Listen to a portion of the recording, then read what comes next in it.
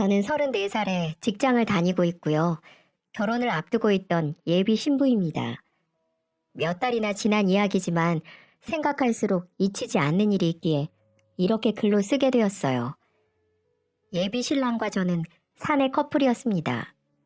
타 부서에서 일하고 있어 자주 마주치지는 못했지만 연애가 시작되고 그 남자는 제게 더욱 적극적으로 변하더라고요.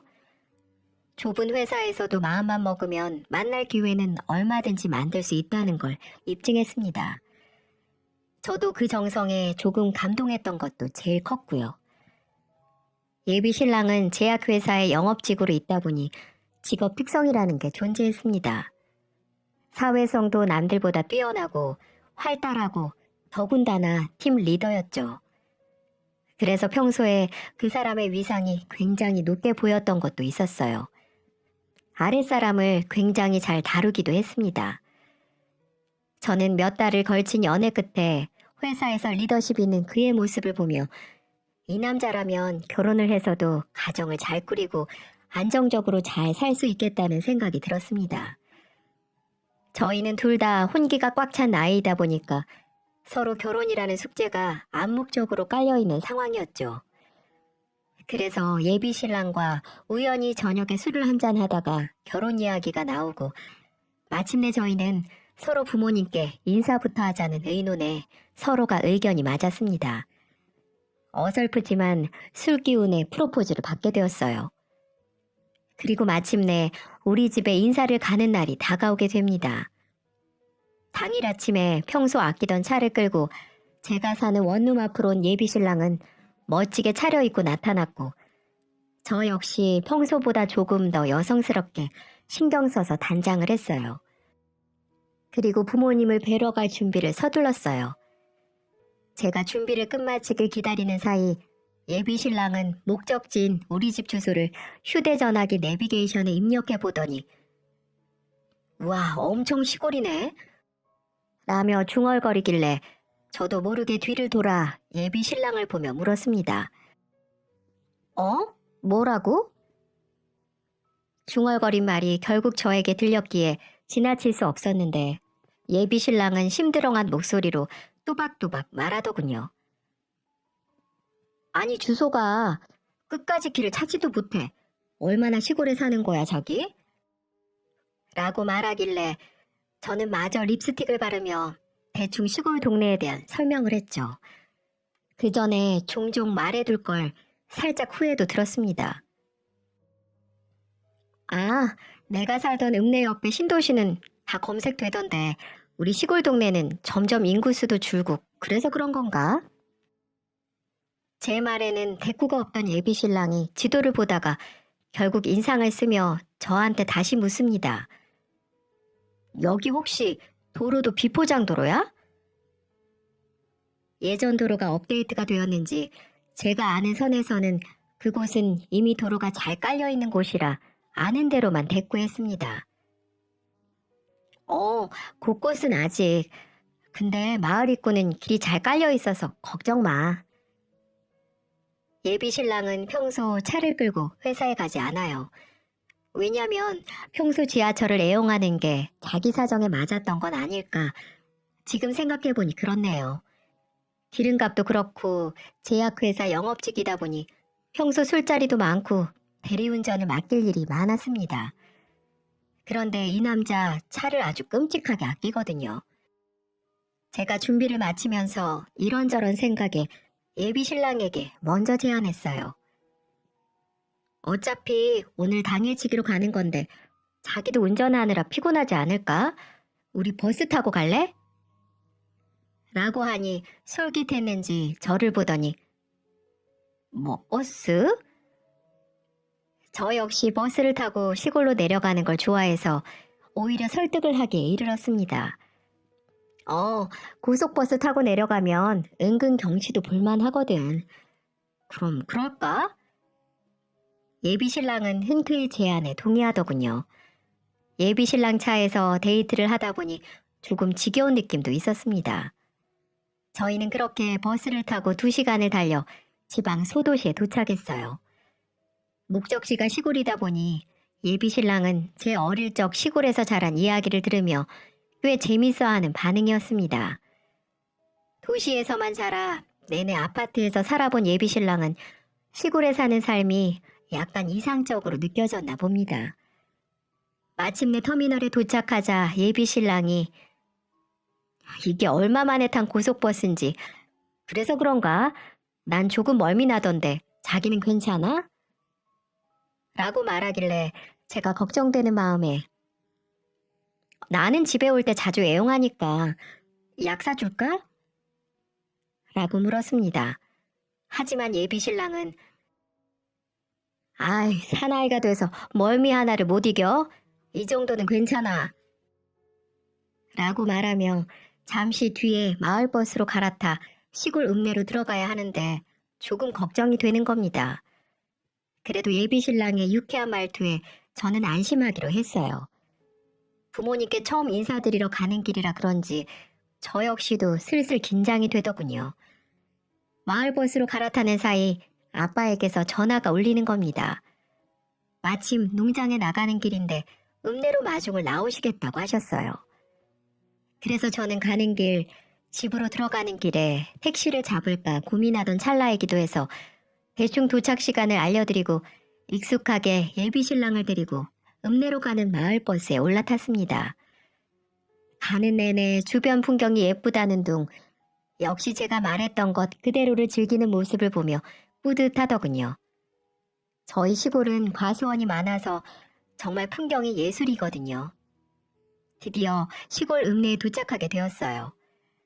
사거리에 내리자 할머니들, 할아버지들이 날이 좋아서 마실을 많이 나와 있으셨고 또 시골장에 서는 날이라 그런지 좁은 읍내 사거리가 복작복작거리던 날이었어요.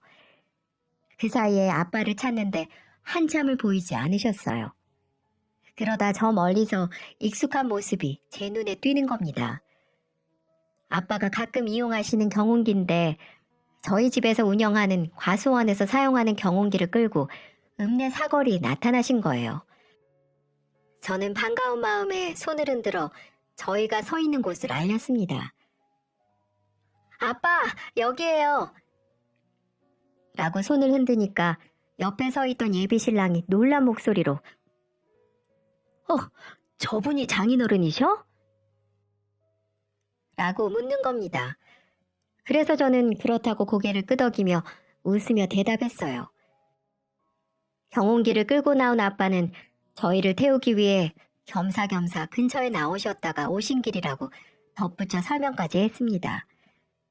그런데 예비 신랑 반응이 영 탐탁지 않았던 건 이때부터였어요.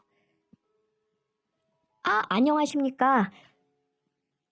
허리를 숙여 인사를 하자 아빠는 머리부터 발끝까지 허우대가 멀쩡한지 스캔을 먼저 하시며 입을 여셨습니다.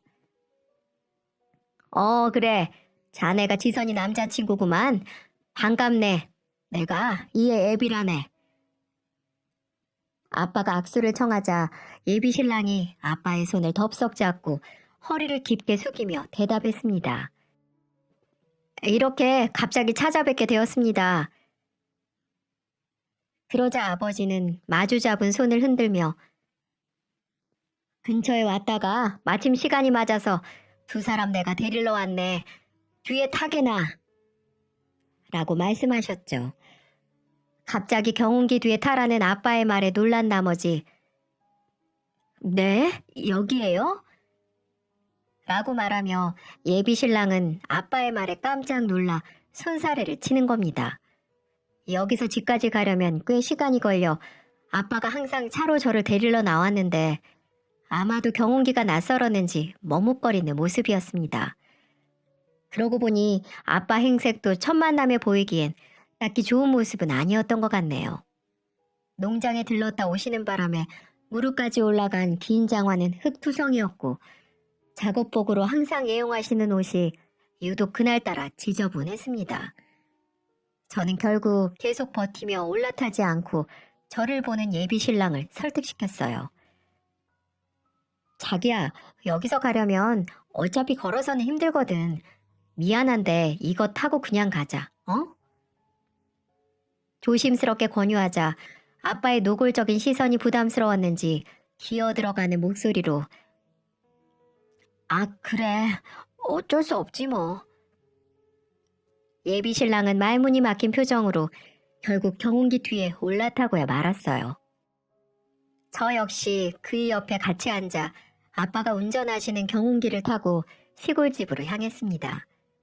지금에 와서야 생각해보니 시골에서야 흔히 볼 수 있는 풍경이지만 도시 사람에게는 조금 낯설 수도 있었겠구나 싶네요. 저희는 엉덩이가 얼얼해지는 동안 한참 농번기철을 앞두고 비료를 뿌려대서 꾸리꾸리한 냄새의 논밭을 지나 집으로 무사히 도착했습니다. 저희 집은 위치도 위치이지만 동네 입구 어귀에서 차가 들어오면 한눈에 보일 정도로 시야가 정말 끝내주는 지형이에요. 아니나 다를까 엄마는 아빠가 몰고 오는 경운기를 보며 마당문을 활짝 열어두셨습니다.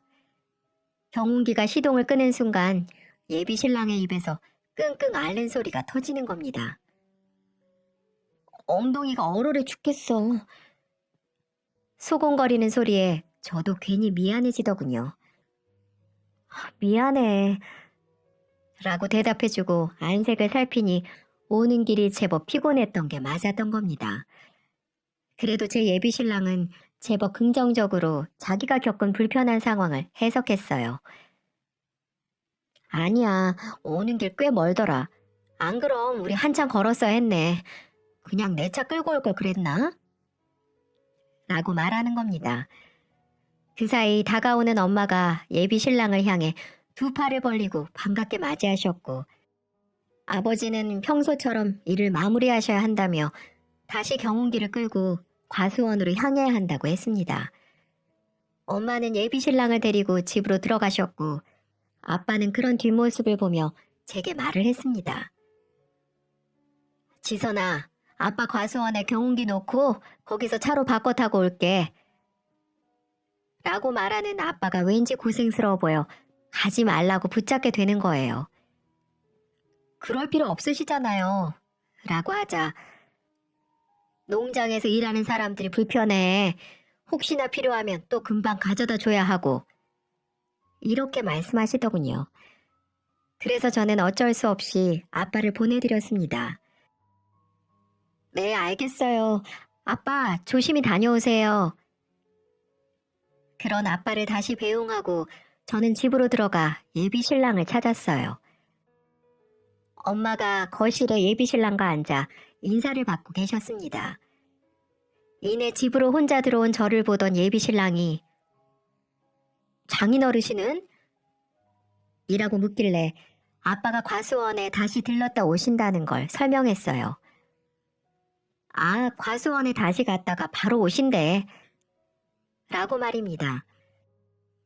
하지만 경운기를 놓고 오니 마니 구구절절 설명하기 싫어서 간단하게 대답했더니 경운기 타고? 아이고, 얼마나 멀어. 역시 내 차를 갖고 올 걸 그랬나 봐. 나이 드시면 더욱 승차감 좋은 차 타고 다녀야 해. 자기도 알지? 우리도 한두 해 나이 먹어가니까 느껴지잖아. 몸이 예전 같지 않은 거. 라고 구구절절 늘어놓는 겁니다. 아무렴 엄마도 앞에 있는데 새파랗게 어린 자식들이 나이 운운하며 늙어간다는 소리를 하니 어색하게 그저 웃기만 하시는 얼굴이었어요. 엄마는 저녁을 준비하시겠다며 저와 예비 신랑에게 주변도 둘러볼 겸 바구니를 건넸습니다. 지선아, 봄이라 제철인 나물들이 많아. 지금 아니면 못 먹으니까 여기에 몇 가지 뜯어와라. 저는 어릴 때부터 시골에 살아 그런지 시골에서 시기가 되면 먹을 수 있는 나물들이 뭔지 잘 알고 있었어요. 예비 신랑은 아무 말 없이 저를 따라 나서길래 불평이 없는 줄 알았어요. 하지만 텃밭에 나아가 쭈그리고 싱그러운 제철 나물을 뜯는 저에게 아니 얼마나 먹을 게 없으면 풀을 뜯어 먹어? 이렇게 말하는 겁니다. 예비 신랑이 오해를 한 것 같아서 다정하게 설명해줬죠. 풀? 이거 제철 나물이야. 엄청 맛있는데? 향긋해. 서울에서 이런 거 사 먹으려면 손바닥만큼 사도 5,000원은 줘야 할걸? 이렇게 설명해 주니 불평하는 소리는 더 이상 나오지 않더라고요. 저는 텃밭에 나가 엄마가 심어두신 모종들이 자란 걸 보며 뿌듯해서 하나씩 설명해 줬습니다. 하지만 예비신랑은 영 표정이 안 좋더라고요. 아무래도 고속버스를 타고 내려와 멀미를 해서 그런가 싶기도 했습니다. 그래도 먼 길 오게 된 저희 집 손님이니까 최대한 기분 좋게 접대를 해야 하는 게 맞다고 생각해서 저 역시 예비신랑의 기분을 헤아리려고 노력했어요. 아, 속도 별로고 칼칼한 라면 같은 거 먹고 싶어. 여기 냄새는 왜 이렇게 똥 냄새가 나? 마을에 혹시 어디 배수관 문제 있는 거 아니야? 저는 그 말에 푸하하 하고 웃음을 터뜨렸어요. 여기는 청정지역이라 근처에 공장 하나 없거든요. 그래서 덧붙여서 다시 설명을 해줬습니다. 여기 지금 철이 그래서 냄새도 별로고 그렇지? 비료 냄새야. 그래도 이따가 저녁 되면 상쾌하고 분위기 좋아. 이런 거. 라고 말하며 한 움큼 뜯은 제철 나무를 들어 보였습니다. 그러면서 먹다 보면 입맛도 살아날 거라고 호언장담을 했죠. 예비신랑이 요즘 들어 입맛이 없어서 그런지 인스턴트 식품만 찾아대던 게 떠올랐어요. 저는 싱그러운 채소들과 나물들, 그리고 과일나무에 열린 사과도 몇 개 따서 바구니에 담아 집으로 돌아왔습니다. 그 사이 집으로 복귀하신 아버지와 어머니는 서둘러 저녁 식탁을 차리셨습니다. 집은 정원이 있는 전원주택이었는데 보기엔 평범해도 특별하게 직접 지으신 집이라 수리할 곳 없이 평생 손 많이 가지 않아 부모님이 이 집을 너무 좋아하셨습니다. 배고플 텐데 어서 앉지. 예, 장인어르신. 조금 전 뚱하던 표정은 온데간데 없어지고 역시 제 예비신랑은 부모님 앞에서 쾌활한 얼굴로 넉살 좋게 식탁에 앉았습니다. 아버지가 읍내에서 저를 기다리시다가 삼겹살을 사셨더라고요. 돼지 잡는 날 사온 거라며 귀한 거라고 특수 부위도 함께 올리시면서 말하니까 남자친구가 넉살 좋게 웃으며 한마디 던지는 겁니다. 아버님, 혹시 돼지 잡는 날만 기다렸다가 읍내 가시는 건 아니시죠? 그날만 기다리면서 숟가락 밟고 계시면 안 됩니다. 어르신들 나이 드시면 고기 잘 챙겨 드셔야 해요. 라고 발랄하게 말하자 순간 아빠는 해석하기 힘든 얼굴로 예비신랑을 빤히 쳐다보더군요.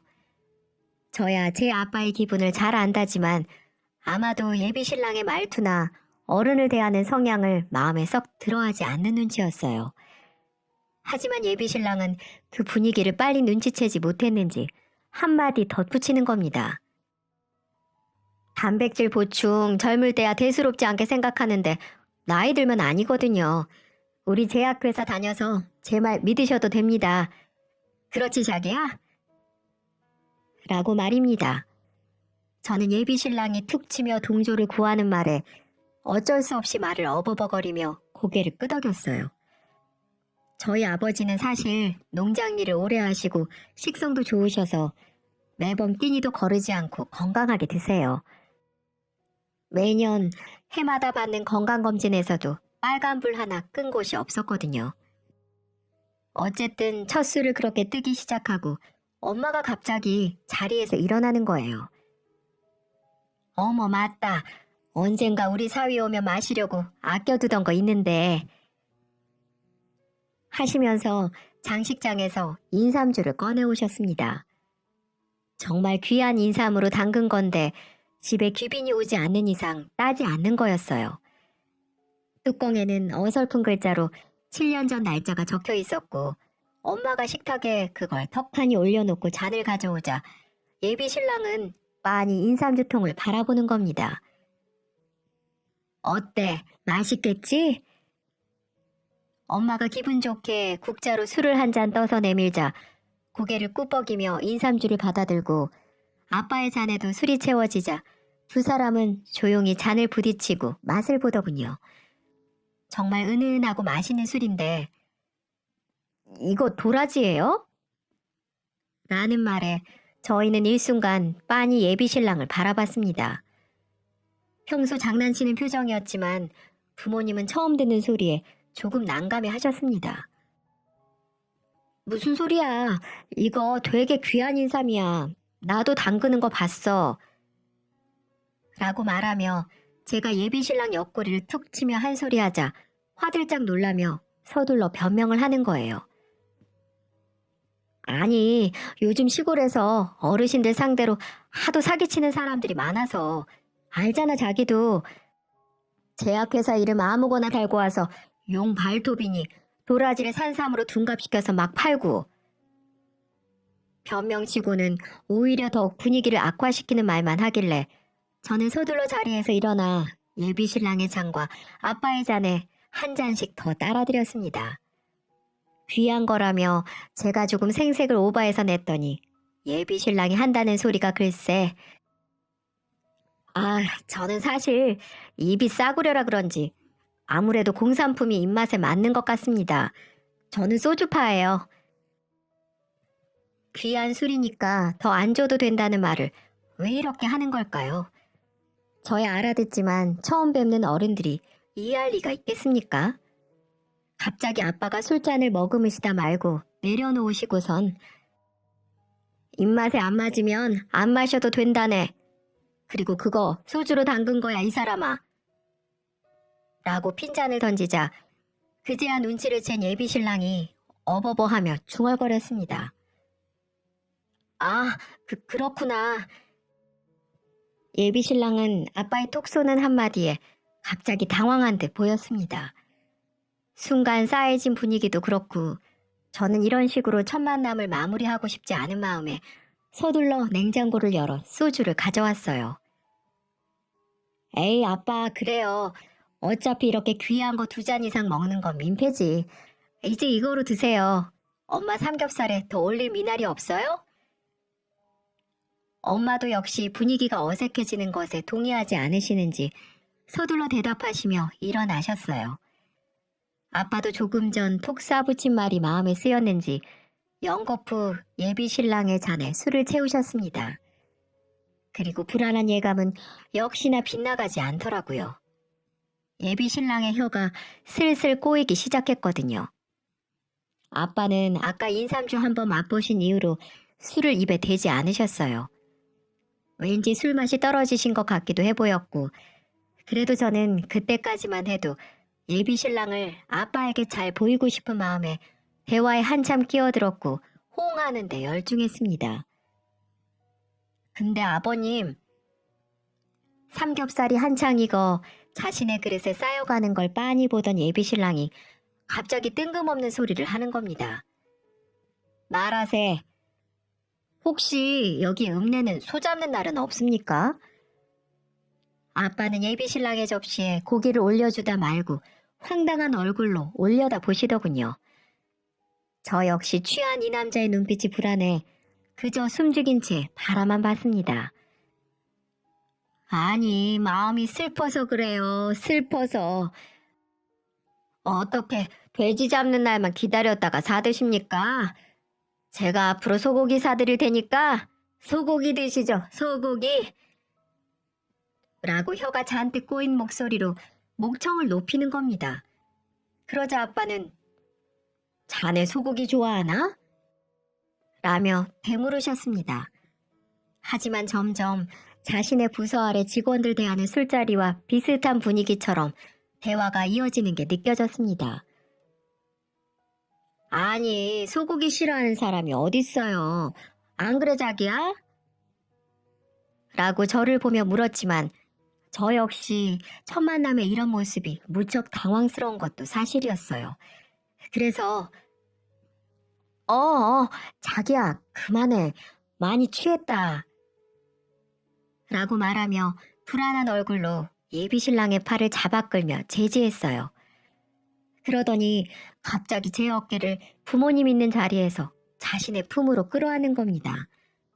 순간 너무 얼굴이 화끈거려서 빠져나오려고 애를 썼는데 예비신랑 덩치도 그렇고 힘도 좋아 뿌리치는데 힘들더군요. 아버님, 저희 데이트할 때 스테이크 많이 먹습니다. 라고 떵떵거리며 소리치는 예비신랑이었어요. 아빠는 내내 예비 신랑의 풀린 눈과 얼굴을 빤히 쳐다보시더니 결국 한 말씀을 하시더라고요. 사람이 고기 많이 먹고 살면 못 쓰네. 단백질? 그거 중요하지. 근데 이거 라고 하시며 예비 신랑의 술잔을 툭툭 치며 훈계하듯 말씀하셨어요.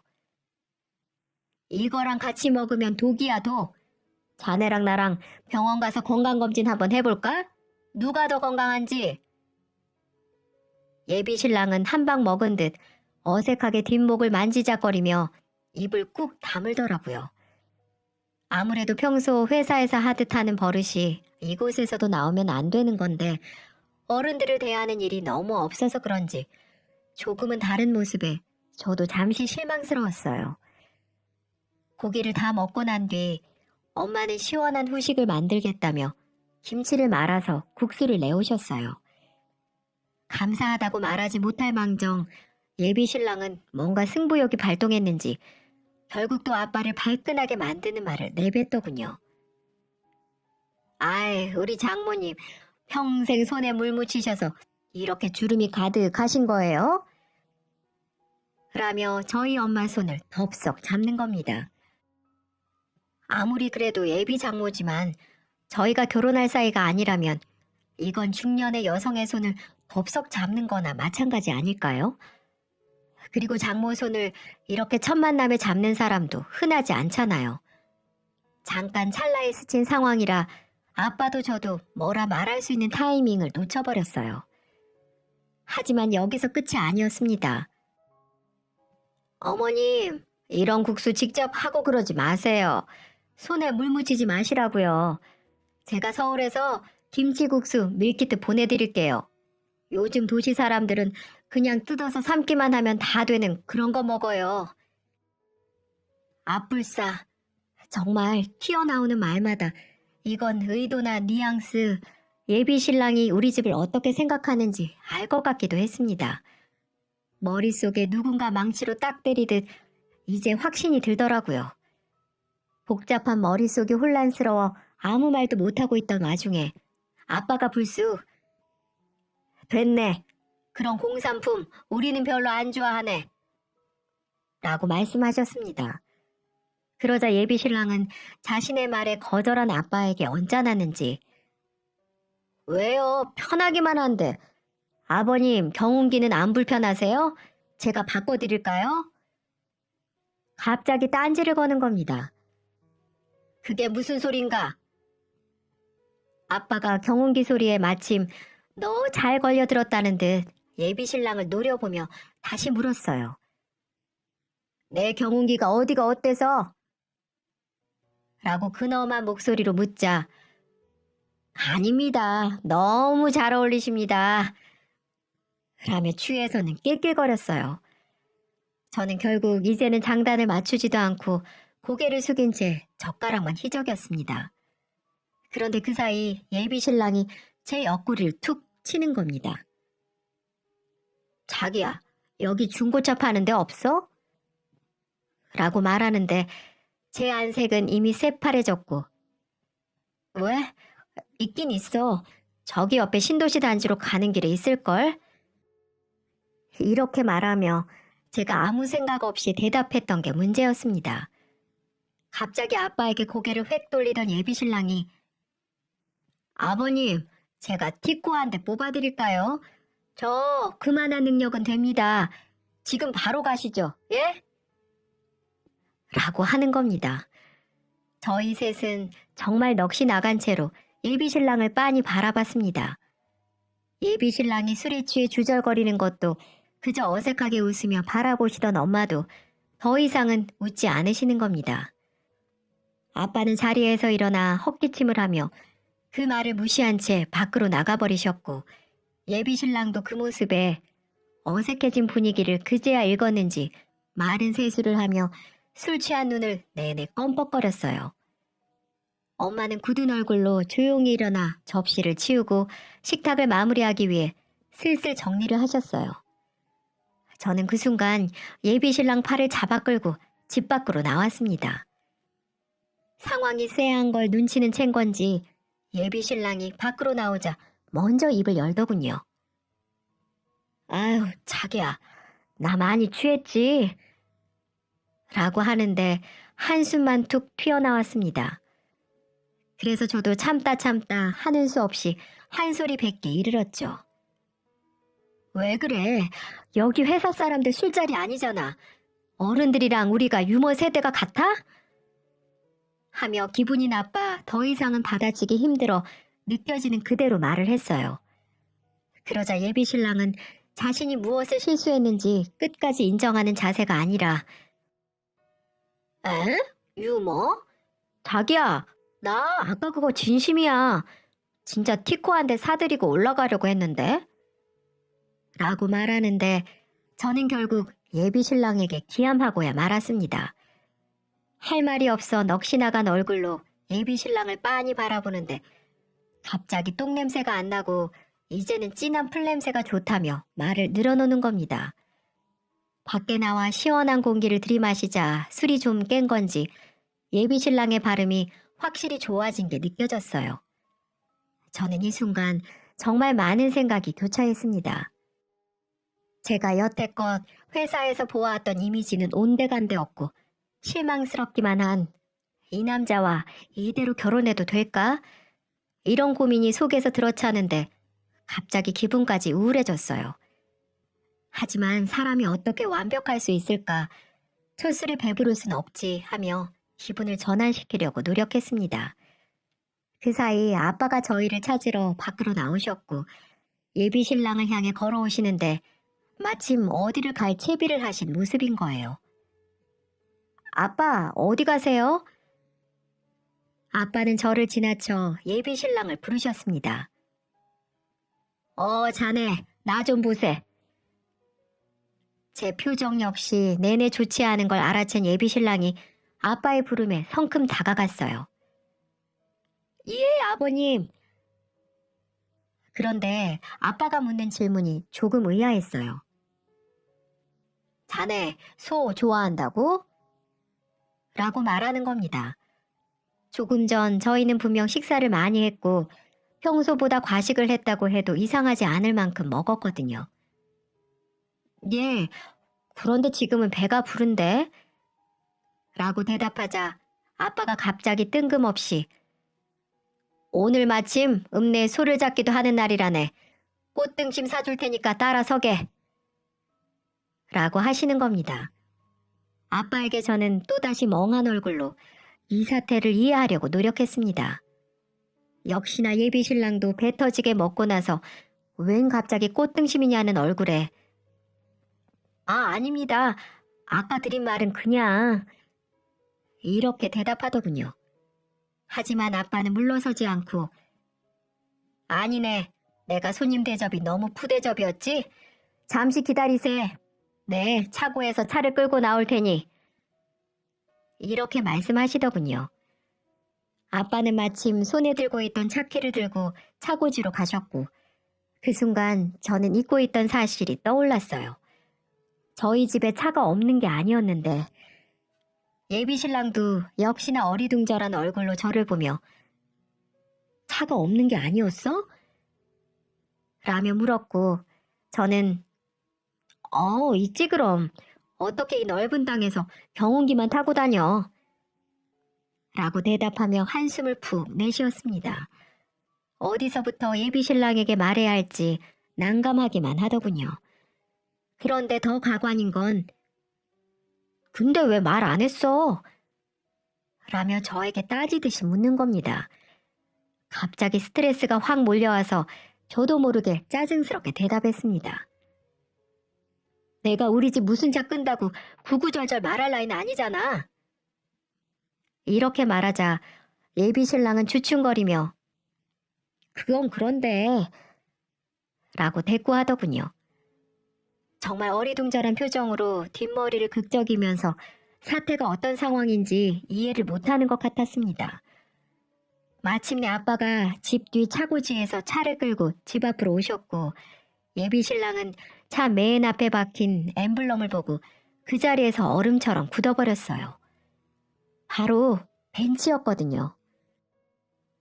지금 아버님 차가 혹시 벤츠야? 라고 물으며 갑자기 저를 원망하는 얼굴로 돌변하는 겁니다. 저는 한숨밖에 나오는 게 없었어요.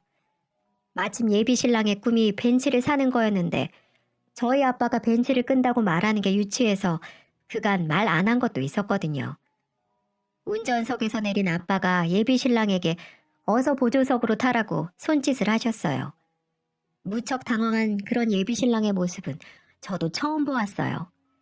주춤거리며 아, 아닙니다. 아버님, 제가 아끼는 이렇게 말하자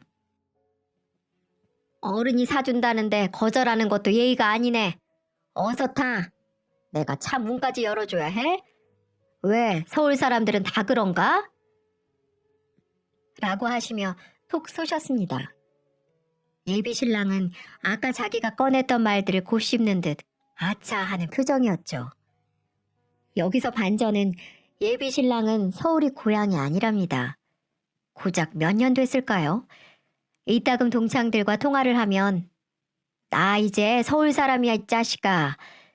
이런 말을 입에 달고 사는 게 저는 들을수록 사람이 달라 보였어요. 결국 보조석에 올라타 문을 닫자 그 모습을 보던 아빠가 제게 다가오셨어요. 그리고 예비 신랑이 저를 보지 못하도록 등을 진 뒤 조용히 말씀하셨죠. 지선아, 너 저놈 정말 좋아하니? 식사 시간 고작 2시간이었다. 그 안에 저 사람이 하는 행동만 봐도 아빠는 아닌 게 보이던데. 저는 제 속을 꿰뚫어 보신 아빠에게 놀라서 할 말을 잃은 채 무슨 말을 먼저 해야 하나 그저 고민만 했습니다. 어서 솔직하게 말해봐라. 내가 보기에는 우리 딸이 너무 아깝거든. 이렇게 말하시면서 제 대답을 느긋하게 기다리셨습니다. 갑자기 울컥했지만 저는 차분하게 대답했어요. 죄송해요. 제가 보는 눈이 너무 낮았던 것 같아요. 제가 서울 올라가면 좋게 정리할게요. 라고 기죽어 말하자 오히려 아빠는 그렇지? 다행이다. 내 말에 동의하는구나. 그럼 아빠가 알아서 처리하마. 하시며 운전석으로 돌아가시려고 하길래 저는 물었습니다. 네? 어떻게 하시려고요? 그리고 아빠는 운전석 문 손잡이를 잡고 당기기 전 한마디를 하셨어요. 글쎄, 이 아빠가 알아서 할게. 아빠 믿어라. 그리고 우리 딸 꽃등심 사올게. 이 와중에 웬 꽃등심이냐며 반문하고 싶었지만 이미 운전석으로 올라탄 아빠는 차 문을 닫아버리셨습니다.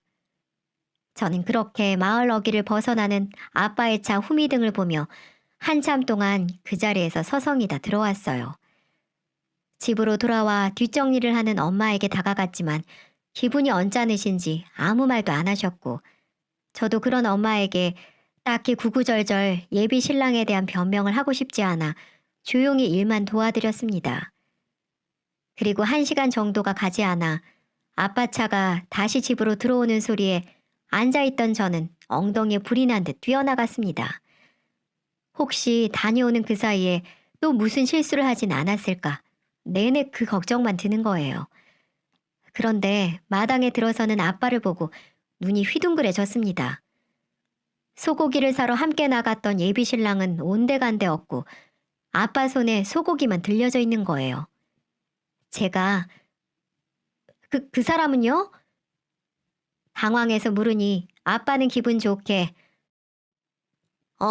터미널에 내려줬다 라고 말하시며 콧노래까지 부르셨어요. 아빠! 이후 상황이 궁금해서 불렀지만 더 이상 대답하지 않으셨고 집으로 들어가며 후식으로 꽃등심을 먹자고 엄마를 부르는 소리가 들렸습니다. 저는 얼이 빠진 얼굴로 그 자리에 서서 한참 동안 움직이지 못했네요. 그리고 주머니에서 미친 듯이 울리는 휴대전화 진동 소리를 뒤늦게 알아차렸습니다.